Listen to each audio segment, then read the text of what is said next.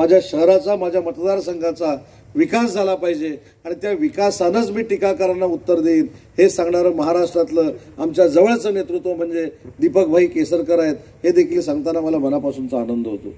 पण मला सगळ्या इथल्या ज्येष्ठ मंडळींना एक विनंती करायची आहे। हल्ली झालंय कसं की आक्रमकता हा एक काही नवीन शब्द आलेला आहे। आक्रमकता असली पाहिजे, मी समजू शकतो की विचारांची आक्रमकता असली पाहिजे, पण आक्रस्थळेपणा असू नये या मताचा मी आहे। आज विचारांची आक्रमकता ही बॅरिस्टर नाथपैंनी आमच्यामध्ये रुजवली, मधु दंडवते साहेबांनी आमच्यामध्ये रुजवली, सुरेश प्रभूंनी आमच्यामध्ये रुजवली। म्हणजे प्रत्येक ठिकाणी आक्रमकता म्हणजे छाती पुढे काढूनच गेलं पाहिजे आणि हात वर करूनच गेलं पाहिजे अशातला भाग नाही।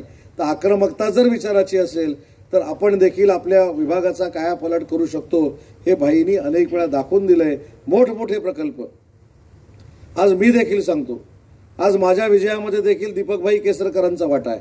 कसा आहे तर दीपकभाई केसरकर अर्थ राज्यमंत्री होते त्यावेळी त्यांनी चांदा ते बांदा ही योजना आणली, ती नंतर काही कारणानं बंद पडली, पण त्या योजनेचं नाव नंतर सिंधुरत्न योजना झाली आणि त्या सिंधुरत्न योजनेतनं माझ्या मतदारसंघातल्या अनेक लोकांना लाभ मिळाला। म्हणून माझ्यासारखा कार्यकर्ता पुन्हा एकदा 50,000 मताधिक्यानं निवडून आला, त्याच्यामध्ये देखील दीपकभाईंचा वाटा आहे। आणि म्हणून या सगळ्या मंडळींना अतिशय चांगल्या पद्धतीनं आपण सहकार्य केलं पाहिजे। मला वाटतं कुणीतरी सांगितलं मला आत्ताच, सगळ्यात कळीचा मुद्दा आणि सगळ्यात राजकीय आखाडा आमच्या संजू परबांचा वॉर्ड झालेला आहे। म्हणजे घराघरात जाऊन संजू परब निवडून येऊ नयेत यासाठी नेताताई प्रयत्न करतायत, पण मी हे देखील सांगतो की संजू परबांचा विजय देखील आजच निश्चित आहे। कोणी कुठेही जरी फिरले तरी संजू परब पराभूत होऊ शकत नाहीत आणि आमच्या नगराध्यक्षाच्या उमेदवार पराभूत होऊ शकत नाहीत। पण आपण सगळे जनतेची बांधील असलं पाहिजे। मगाशी मला कोणीतरी सांगितलं वेंगुर्ल्यामध्ये एक पुस्तकच दिलं, इथं पुस्तक छापलंय की नाही मला माहित नाही। भाईंनी 5 वर्षामध्ये वेंगुर्ल्याच्या शहराचा कशा पद्धतीनं कायापालट केला हा पुरावा भाईंनी दिलेला आहे।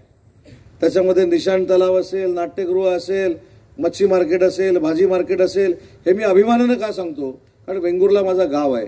मी लहानपणी जेव्हा वेंगुर्ल्यामध्ये यायचो किंवा कॉलेज जीवनामध्ये वेंगुर्ल्यामध्ये यायचो तर कुठेतरी विचार करायचो की आमच्या वेंगुर्ल्यामध्ये काही बदल होणार आहे की नाही, पण आता आल्यानंतर जो सगळा क्रांतिकारी बदल दिसतो तो माननीय दीपकभाई केसरकरांमुळेच दिसतो, हे देखील प्रामाणिकपणानं आपण सगळ्यांनी मान्य केलं पाहिजे। मला इथल्या सगळ्या ज्येष्ठांना, महिला भगिनींना एक हात जोडून विनंती करायची आहे की सावंतवाडी नगरपालिका ही कुणी प्रतिष्ठेची केली मला माहीत नाही, पण सावंतवाडी नगरपालिका ही शिवसेनेच्या प्रतिष्ठेची आहे, दीपकभाई केसरकरांच्या प्रतिष्ठेची आहे। दीपकभाई केसरकरांनी जो विकास केलाय त्या विकासाच्या प्रतिष्ठेची आहे, विकासाला मतदान करणारी आहे। आणि म्हणून सगळ्या ज्येष्ठ मंडळींना, तरुण सहकाऱ्यांना आणि महिला भगिनींना विनंती करायची आहे की धनुष्यासमोरचं बटन दाबून आमच्या नीताताईंना आणि आमच्या सगळ्याच उमेदवारांना आपण आपली सेवा करण्यासाठी सावंतवाडीच्या नगरपालिकेच्या सभागृहामध्ये पाठवावं, एवढीच तुमचा एक सहकारी म्हणून मी आपल्याला विनंती करणार आहे। आणि शेवटी आपण राजकारण करत असताना कुठेतरी क्रायटेरिया ठरवला पाहिजे, कुठेतरी काम करण्याची कुवत आणि काम करण्याची ताकद नक्की कोणामध्ये आहे हे देखील ठरवून घेतलं पाहिजे। काही लोक भावनिक आवाहन करतात, काही लोक ऐतिहासिक आवाहन करतात, काही लोक अजून काय काय करतात, ह्याच्याशी वैयक्तिक माझं तरी प्रचार करताना काही घेणं देणं नाही, पण माझं घेणं देणं एकाच गोष्टीशी आहे की ज्या माणसानं स्वतःचं आयुष्य या सावंतवाडीच्या विकासासाठी समर्पित केलं। आज मी जेव्हा वेंगुर्ल्यामध्ये होतो मी सचिन वालवलकरांना विचारलं की दीपकभाई कार्यक्रमाला का उपस्थित नाहीत, त्यांनी सांगितलं की त्यांची तब्येत बरी नाही। आज तब्येत बरी नसताना देखील तुमच्याबरोबर ते संवाद साधतायत, प्रकृती बरी नसताना देखील या सावंतवाडीचा विकास होण्यासाठी ते अहोरात्र मेहनत करतायत। त्याच्यामुळे खरं तर तुम्ही भाईंना सांगितलं पाहिजे की तुम्ही 4 दिवस विश्रांती घ्या आणि 3 तारखेला विजयी मेळाव्याला तुम्ही उपस्थित राहा, हे तुम्ही सगळ्यांनी सांगून पुन्हा एकदा ही सावंतवाडीची नगरपालिका तुम्ही शिवसेनेच्या म्हणजे माननीय दीपकभाई केसरकरांच्या ताब्यामध्ये द्यावी, एवढीच तुमचा एक हितचिंतक म्हणून तुमच्या जिल्ह्यातला एक नागरिक दीपकभाईंच्या नेतृत्वाखाली नक्कीच माझी आहे। परंतु आपल्या मुलांनी देखील एक प्लान जर तयार करून, एक आराखडा तयार करून सांगितलं की अशा पद्धतीची इंडस्ट्री मला सावंतवाडीमध्ये पाहिजे। मला मॅडम तुम्हाला अजून एक विनंती करायची आहे की महिला भगिनी फार मोठ्या संख्येने इथं उपस्थित आहेत। मी महाराष्ट्रामध्ये एक संकल्पना आणली, मुख्यमंत्री माझी लाडकी बहीण योजना तर माननीय एकनाथ शिंदे साहेबांनी आणली, पण मुख्यमंत्री रोजगार निर्मिती योजना नावाची एक योजना आहे. त्याच्यामध्ये तुम्ही जर क्लस्टर तयार केलं तर 10 कोटी रुपयापर्यंतचा 80% निधी हा माझ्या डिपार्टमेंटकडनं मी महिला भगिनींसाठी देऊ शकतो.